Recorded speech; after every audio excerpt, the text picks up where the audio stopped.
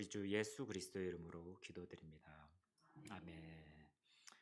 오늘의 말씀은 히브리서 12장의 말씀입니다. 1절부터 11절의 말씀입니다. 성경이 있으신 분은 히브리서를 펴시기 바랍니다.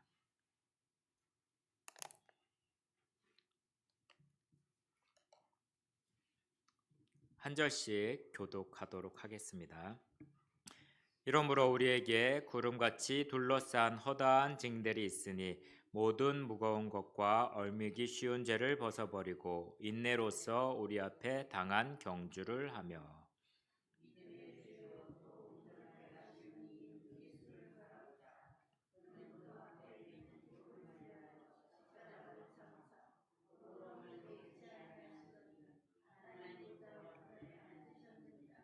너희가 표근하여 낙심하지 않기 위하여 죄인들이 이같이 자기에게 거역한 일을 참으신 일을 생각하라.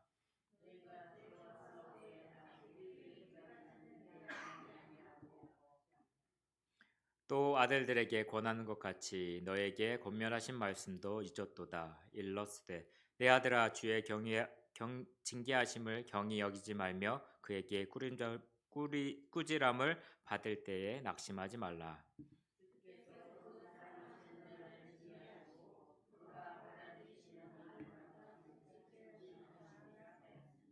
너희가 참음은 징계를 받기 위함이라. 하나님의 아들과 같이 너희를 대우하시나니 어찌 아버지가 징계하지 않는 아들이 있으리요.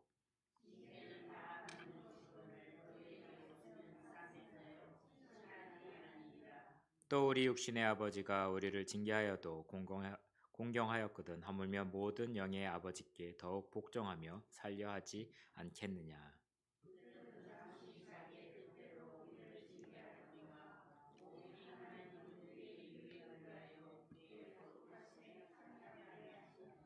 함께 읽겠습니다. 무릇 징계가 당시에는 즐거워 보이지 않고 슬퍼 보이나 후에 그로 말미암아 연단받은 자들은 의와 평강의 열매를 맺느니라. 아멘. 할렐루야. 주님의 이름으로 문안드립니다. 한 주간 평안하셨는지요? 오늘은 갑자기 바뀌었습니다. 느헤미야의 문제가 아니라 히브리서의 문제를 가지고 왔습니다. 그동안 읽었던 히브리서의 말씀을 통해서 같이 한번 맞춰보시기 바랍니다. 첫 번째 문제입니다. 우리가 성소에 들어 담력을 얻을 수 있는 것은 무엇을 힘입었기 때문일까요? 1번 은혜. 벌써 답이 나왔네요. 예수의 피입니다. 주관식 문제입니다. 무엇이 없이는 하나님을 기쁘시게 못한다고 하였습니까? 믿음. 또 다른 분 계세요? 사랑? 소망? 뭘까요? 아이고, 제가 헷갈리게 해드렸네요. 믿음입니다. 믿음입니다. 그리고 3번입니다. 히브리서 기자는 우리에게 믿음의 주요 또 온전케 하신 이인 누구를 바라보자고 권면하고 있습니까? 하나님, 예수님, 성령님, 영원하신 분. 예수님 맞아요? 눈이 떨리시는 분은 다른 걸 고를까 하시는 것 같은데 예수님 맞습니다. 2번입니다. 오늘 또 히브리서의 말씀을 통해서 은혜를 받기 전에 잠시 기도하시겠습니다. 오늘의 예배를 하나님께 올려드립니다. 선포되는 하나님의 말씀을 통해서 설교에 듣기 전과의 우리와 설교를 들은 후에 우리가 변할 수 있도록 하여 주시옵소서. 세미한 음성 가운데 들리는 하나님의 따뜻한 음성을 들을 수 있게 해주시고 또한 말씀을 통해서 우리의 죄된 부분을 바로 볼 수 있게 해주시고 예수 그리스도의 이름으로 또한 치료받는 시간이 될 수 있도록 하여 주시옵소서. 성령의 검 하나님의 말씀이 우리 머리에 기억되게 하시고 기억된 하나님의 말씀이 마음으로 또한 전하게 해주시고 마음에 새겨진 하나님의 말씀이 온몸으로 머리부터 발끝까지 연결되어 우리가 하는 행동으로 나올 수 있게 하여 주시옵소서. 특별히 우리의 입을 주장하셔서 우리의 입으로 나오는 그 말이 우리의 인간의 말이 아닌 하나님의 말이 되게 해주시고 사람을 살리는 말이 될 수 있도록 하여 주시옵소서. 하나님의 말씀이 뿌리내려 사랑의 열매를 맺는 복음받는 성도들이 될 수 있도록 하여 주시옵소서. 감사드리며 예수 그리스도의 이름으로 기도드립니다. 아멘. 오늘은 예수를 바라보자라는 제목으로 하나님의 말씀을 전하겠습니다. 영어로도 써 있습니다. Fixing our eyes on Jesus입니다. 우리의 눈을 예수님께 고정하라는 의미입니다. 새로운 장소에 이전해서 예배를 드리기 시작한 지 벌써 한 달이 되었습니다. 어떠신가요? 이제 많이 익숙해지셨나요? 그리고 사순절이 시작한 지도 벌써 4번째 사순절이 되었습니다. 지금까지 얼마나 많은 시간을 예수님을 바라보면서 계신가요? 이 사순절은 한마디로 예수님에게 우리의 시선을 고정하고 몸과 마음을 예수님께 고정하는 시간입니다. 오늘 히브리서 말씀을 통해서 예수님께 우리 시선을 고정하고 하는 사순절을 보내시기를 소망합니다. 오늘 말씀에 2절에 보시면 예수님을 바라보자 이런 말씀이 나오고요. 3절에 보시면 예수님을 생각하자 이런 말씀도 나옵니다. 언제 우리가 우리의 시선을 예수님께 고정한 적이 있을까요? 언제 우리가 예수님을 심각하게 생각한 적이 있을까요? 놀랍게도 그런 시간들이 많이 없다는 것입니다. 예배도 드리고 기도도 하니까 당연히 예수님을 생각한 적이 많을 것 같은데 그렇지 않는다는 것이 정말로 충격적입니다. 그만큼 오늘 우리에게는 생각할 것이 많을 것입니다. 한국 사람들은 하루에 몇 가지 생각을 하면서 살까요? 몇 가지 생각? 5만 가지 생각을 합니다. 예, 5만 가지입니다. 예.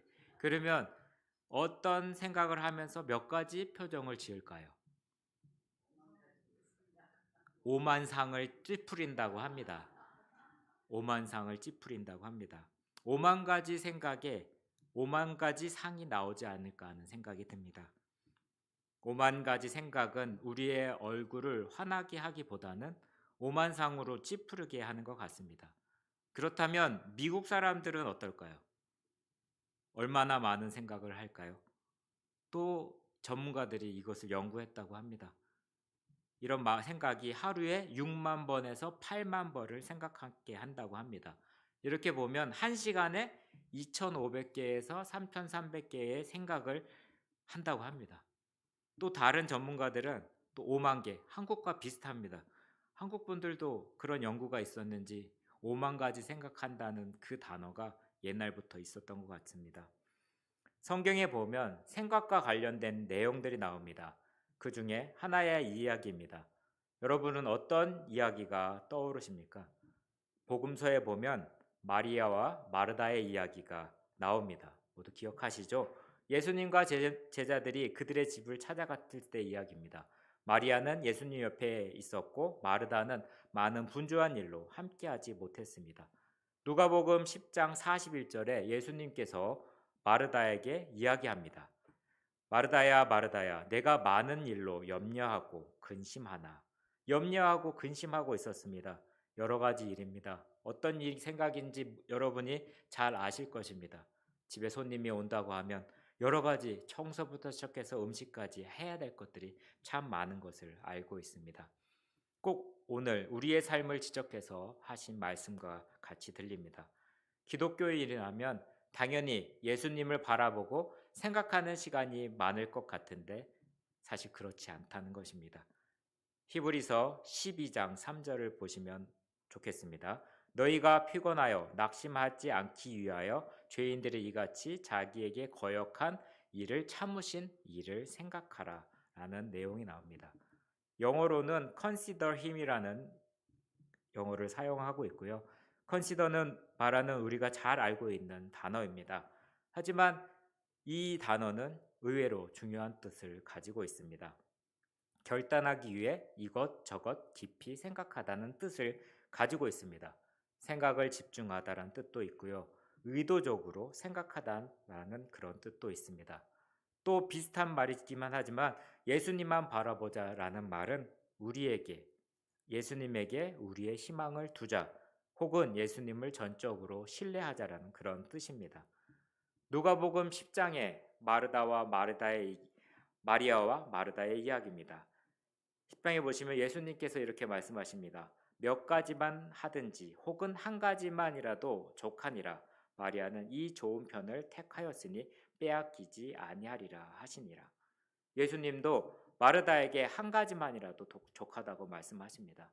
마리아는 좋은 편을 택하였고 그 좋은 편은 예수님과 함께 그의 말씀을 듣는 편을 택하였습니다. 마리아는 예수님을 바라보고 생각하는 것을 빼앗기지 않는 사람입니다. 신약 성경 저자들은 예수님을 따랐고 바라봤고 깊이 생각했던 사람들입니다. 그 중에 히브리서 저자만큼 예수님을 깊이 생각한 사람은 없을 것입니다. 그에게는 예수님이 전부였습니다. 예수님에게 모든 문제의 해답이 있었습니다. 그래서 그는 예수님의 탁월성을 증명하는 것을 특별히 자기의 동족인 유대인들에게 예수님의 탁월성을 증명하는 것을 자신의 사명으로 삼은 것입니다. 예수님에 대한 것이 궁금하다면 구약과 신약을 관통하고 있는 이 히브리서의 말씀을 읽으면 매우 도움이 될 것입니다. 히브리서 8장 6절을 한번 보시겠습니다. 번역은 새 번역의 버전으로 함께 읽어보겠습니다. 그러나 이제 그리스도께서는 더욱 훌륭한 직무를 맡으셨습니다. 그가 더 좋은 약속을 바탕으로 하여 세운 더 좋은 언약의 중재자이시기 때문입니다. 지금 우리의 대제사장인 예수님은 예전 유대교의 제사장들보다 훨씬 더 위대한 사역을 하셨다고 기록이 되었습니다. 왜냐하면 예수님은 훨씬 더 좋은 새 언약을 위한 우리의 중보자이시기 때문입니다. 우리가 모를 때면 겸손히 성경을 펴서 읽으면 됩니다.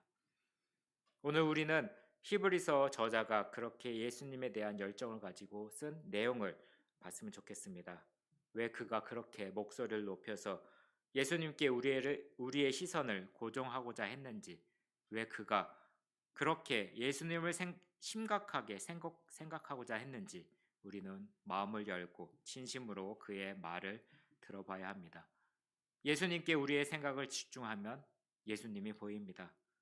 십자가에 달리신 예수님이 보입니다.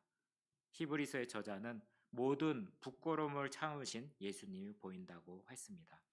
그는 십자가의 수치를 상관하지 않고 참으셨습니다. 예수님의 십자가 옆에 두 강도가 같이 십자가에 달렸습니다. 이 말은 예수님도 두 강도와 같은 부류로 취급되었다는 것입니다. 이 강도가 어떤 사람이었는지 알 수 없지만 우리말 성경에는 강도라고 나와 있으니까 사회적으로 용서받을 수 없는 나쁜 짓을 한 것 같습니다. 그들은 남의 것을 훔친 사람이고 혁명가들일 것입니다. 로마로부터 독립해야 한다는 명분을 납세워 폭력과 살인을 일삼았던 사람들입니다. 예수님도 그 사람과 동급으로 취급되어 십자가에 달리신 것입니다. 한 번도 남의 것을 훔친 적이 없고 한 번도 폭력을 사용한 적이 없는 예수님이 왜 십자가에 달리셔야 했을까요? 예수님은 골고다로 올라가는 언덕을 십자가를 짓고 많은 사람이 보는 가운데 올라가셔야 했습니다. 고린도전서 1장 23절입니다. 우리는 십자가에 달리신 그리스도를 전합니다. 그리스도가 십자가에 달리셨다는 것은 유대 사람들에게는 꺼리낌이고 이방 사람에게는 어리석은 일입니다. 그러나 부르심을 받은 사람에게는 유대 사람에게나 그리스 사람에게나 이 그리스도는 하나님의 능력이요 하나님의 지혜입니다. 사도 바울이 고린도 교인들에게 보낸 편지에 유대인은 표적을 구하고 헬라인은 지혜를 구하지만 우리는 십자가에 못 박힌 그리스도를 전한다고 이야기합니다. 이것은 유대인에게는 꺼리키는 것이었고 이방인들에게는 미련한 것으로 취급되었은 것입니다. 왜 예수님의 십자가가 유대인들에게는 꺼리는 것이었을까요? 유대인들에게는 십자가는 참으로 수치스러운 것이었기 때문입니다. 십자가에 달린 것처럼 수치스러운 것이 없었습니다. 히라버 원문의 이 말은 우리의 말로 걸림돌이라는 것입니다. 예수라고? 그 사람이 누군데? 뭐 십자가에 달려 죽었다고? 더 이상 나에게 그 사람에 대해서 이야기하지 말라고 했던 상황입니다. 십자가는 그만큼 유대인들에게 그만큼 수치스러운 것이었습니다. 그런데 예수님은 그 십자가에 달려 죽으셨습니다. 우리가 예수님께 시선을 고정하고 예수님을 생각하면 제일 먼저 십자가에 달리신 예수님이 보입니다. 왜 십자가에 달리셨을까요? 왜 이런 수치와 모욕을 당하셨을까요? 그 이유는 여러분이 아실 것입니다. 바로 이 부분이 우리에게 주는 비밀이고 미스테리입니다. 쉽게 풀리지 않는 문제입니다. 세상의 사람들도 아직 모르는 문제로 남아있을 수 있습니다. 이것은 사도 바울은 이것을 가스 미스테리, 하나님의 비밀이라고 말했습니다. 이 하나님의 비밀이 구약 시대에는 감춰져 있었다가 신약 시대에 와서 풀렸다고 말합니다. 그는 하나님의 비밀에 대해서 이렇게 말합니다. 하나님께서는 우리에게 그의 그리스도와 관련된 비밀스러운 계획을 알려주셨습니다. 이 계획은 오래전부터 우리를 구원하시기로 하는 계획을 가지고 계셨는데 그 계획은 바로 예수님을 통해서 이루어 주신 것입니다. 구체적으로 예수님의 십자가의 죽음을 통해서 하나님의 계획이 이루어집니다. 예수님이 그렇게 십자가에 달리시는 수치와 모욕을 당한 것은 우리를 구원하기 위한 하나님의 구원의 계획이 이루어지는 것입니다. 세상에 이런 수치와 모욕도 있습니다. 많은 사람을 구원하기 위해서 당하는 수치와 모욕도 있는 것입니다. 예수님은 십자가의 수치를 담당하셨습니다. 여러분은 이런 성경의 메시지를 들을 때 어떤 생각이 나시나요? 한 유명한 작가인 영국의 아이작 와츠라는 분이 계십니다. 그는 평생 찬송시를 썼다고 합니다. 특별히 오늘 부른 찬송가 149장 주 달려 죽은 십자가도 그의 작품입니다. 그는 십자가의 주님을 생각할 때 세상에 속한 욕심이 헛된 줄 알고 버리네라고 기록을 했습니다. 십자가의 주님을 묵상하면 세상에 대한 욕심, 명예, 권력 이런 것들이 다 쓸데없는 것이라고 생각이 든다는 것입니다. 십자가의 주님을 묵상하면 나에게 자랑할 것이 아무것도 없다는 것을 알게 됩니다. 하나님께서 주신 영감이 아니면 어떻게 이런 가사를 쓸 수 있겠습니까? 십자가의 예수님을 바라보면 우리가 추구하는 자랑도, 우리가 추구하는 명예도, 우리가 추구하는 모든 욕심들이 아무 의미가 없다는 것을 알게 됩니다. 그러나 정말 십자가의 주님을 제대로 발견한 사람이라면 십자가에서 들려오는 또 다른 메시지를 들을 수 있어야 합니다. 예수님께서 십자가의 수치를 모두 감당하신 것은 우리를 구원하기 위한 하나님의 계획 속에 된 일입니다. 우리를 구원하기 위해서 예수님은 십자가의 수치를 당하신 것입니다. 그 십자가에서 이런 메시지가 들리지 않나요? 그러면 너는 무엇을 위해서 어떻게 살겠느냐? 잘 살아야 합니다. 의미 있는 삶을 살아야 합니다. 나만을 위한 이기적인 삶이 아니라 나 때문에 다른 사람이 더 행복해지는 삶을 살아야 합니다. 이것이 잘 사는 삶입니다. 그리고 이것이 십자가에서 들려오는 메시지입니다. 모든 철학자들이 그렇듯이 미국에 있는 철학자 에머슨도 그렇게 기록을 하고 있습니다. 무엇이 행복이냐, 무엇이 성공이냐, 무엇이 잘 사는 것이냐 하는 질문에 이렇게 답했습니다. 성공적인 삶이란 세상을 조금이라도 더 좋은 세상으로 남겨주는 것입니다. 아기를 건강하게 잘 키운다든지, 정원을 아름답게 가꾼다든지, 사회 환경을 좀 더 좋은 환경으로 만든다든지, 당신이 세상을 살았기 때문에 단 한 사람이라도 좀 더 자유롭게 숨 쉴 수 있게 되었다는 것을 아는 것이 곧 성공적인 삶이라는 것입니다. 이 내용을 정리하면 성공적인 삶이란 살려주는 삶을 이야기하고 있습니다. 현재의 삶, 앞으로의 삶, 더 좋은 삶을 위해서 살려주는 길을 찾아야 할 것입니다.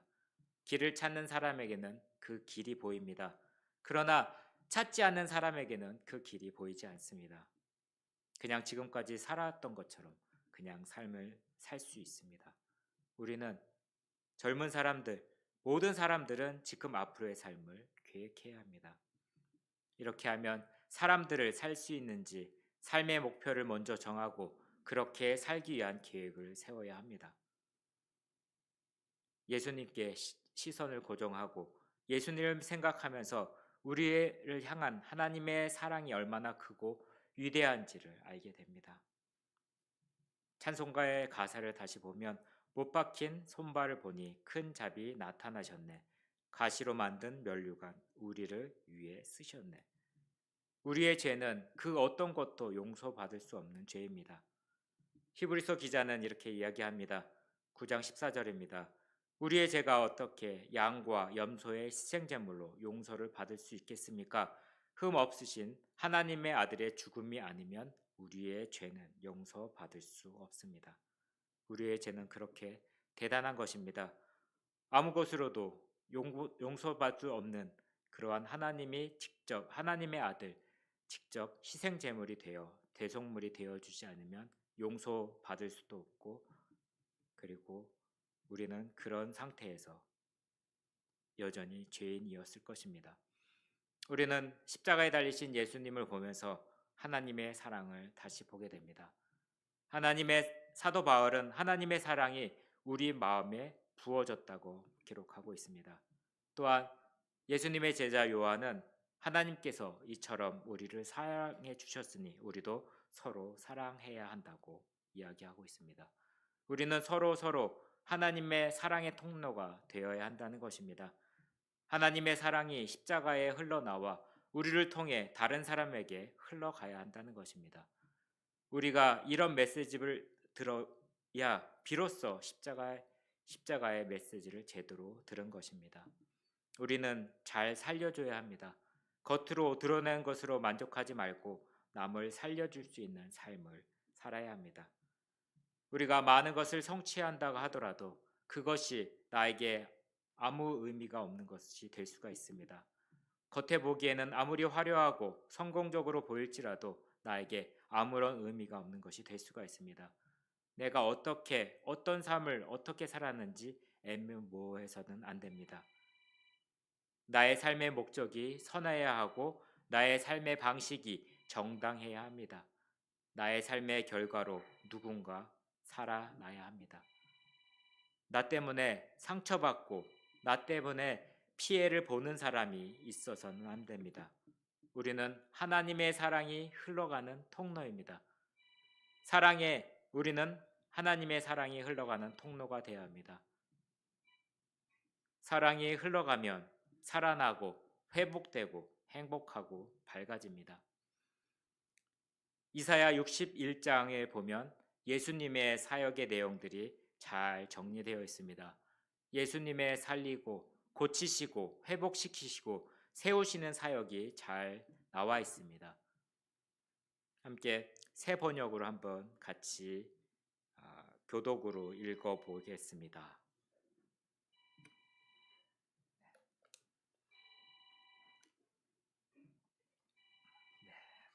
제가 먼저 읽겠습니다. 주님께서 나에게 기름을 부으셨으니 주 하나님의 영이 나에게 임하셨다. 주께서 나를 보내셔서 가난한 사람들에게 기쁜 소식을 전하고 상한 마음을 싸매어 주고 포로에게 자유를 선포하고 갇힌 사람에게 석방을 선언하고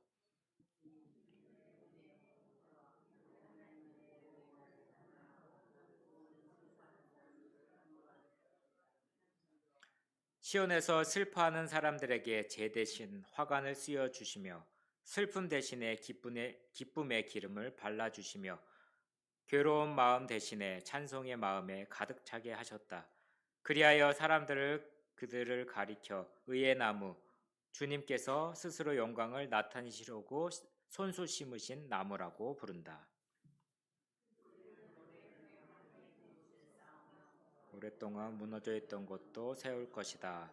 황폐한 섬들을 새로 세우며 대대로 무너진 채로 무너져 있던 것을 다시 세울 것이다. 아멘. 이사야서 61장의 말씀으로 깊이 예수님을 묵상하시기를 소망합니다. 사순절 기간 날마다 우리의 시선을 예수님을 바라보고 생각하고 그리고 예수님처럼 기쁜 소식을 전하고 상처를 싸매어주고 슬픈 사람들에게 위로가 되는 한 주가 되시기를 주님의 이름으로 축원합니다. 같이 기도하시겠습니다. 하나님 아버지, 이 설교를 마치면서 우리는 감사와 경외심이 가득한 마음으로 주님 앞에 나아갑니다. 우리가 함께 보내며 하나님의 말씀에 빠져들고 하나님의 임재를 구하는 소중한 순간들에 감사드립니다. 우리의 구원자이시며 구원하신 주 예수님, 우리는 예수님을 바라보고 있습니다. 산만함과 불확심으로 함으로 가득 찬 세상에서 우리 믿음의 주요 또 온전케 하시는 이인 주님께 우리의 시선이 굳건히 고정되도록 도와주시옵소서. 주님의 삶의 모범을 통해 우리가 사랑과 은혜와 연민 가운데 걷도록 은혜를 주시옵소서. 삶의 폭풍이 우리를 뒤흔들 때에도 믿음을 지킬 수 있는 힘을 주시옵소서. 우리는 우리의 희망이 주님께 고정되어 있음을 인정하며 우리의 삶을 주님의 뜻에 맡길 때 참된 평화가 되게 하여 주시옵소서. 우리가 이곳을 떠날 때 주님의 빛이 우리를 통해 비추어 우리 주변의 어둠을 밝히게 하여 주시옵소서. 우리가 예수님의 사랑의 대사가 되어 우리가 만나는 사람들에게 좋은 소식을 전할 수 있는 능력을 허락하여 주시옵소서. 우리가 계속해서 주님의 얼굴을 구하고 주님이 우리 앞에 세우신 길을 따라갈 수 있도록 앞으로 예수님의 인도하심을 구합니다.